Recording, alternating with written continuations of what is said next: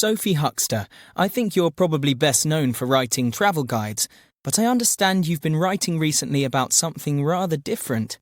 A Japanese poet called Matsuo Basho.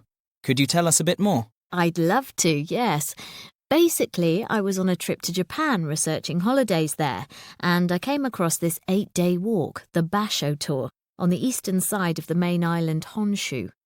Basho was a poet who lived in 17th century Japan. He was actually quite well known in his lifetime, but he wouldn't allow his celebrity to distract him from his real interests. And so, quite late in life, he decided that he would escape in search of a simpler and more peaceful existence. And at the age of 46, he set off on a journey across the island of Honshu. That journey, which is what this tour is based on, was the background to his great collection of poems, Narrow Road to a Far Province. But why didn't you just write about the tour? I'd imagine that's the sort of thing you normally write about.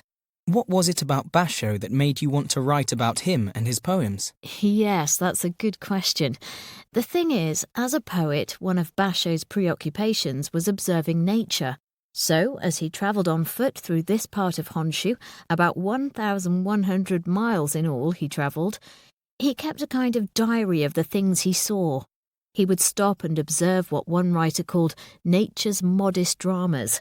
In other words, little details or events in nature that pleased him, like the brilliant colour of a particular flower, or the way sunlight catches the spray from a waterfall and makes a rainbow, or the reflection of a floating leaf in a crystal clear stream, the splash of a frog as it jumps into the water, and then it struck me.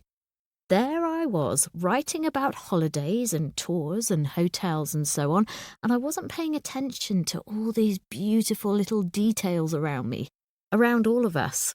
Nature's modest dramas. Exactly. It wouldn't really have worked if I'd made that the focus of a travel guide, so I decided to write about Basho and his poetry instead. And would you give us an example of one of the poems? Yes, of course. They're haikus. 3-line poems of 17 syllables written in plain and simple language, but, at the same time, profound. Each haiku is like a polished stone. He wrote this one when he came across an old military fort in ruins and overgrown with grass, and it upset him rather. He wrote, "Mound of summer grass, our soldiers' heroic deeds. Only dreams that pass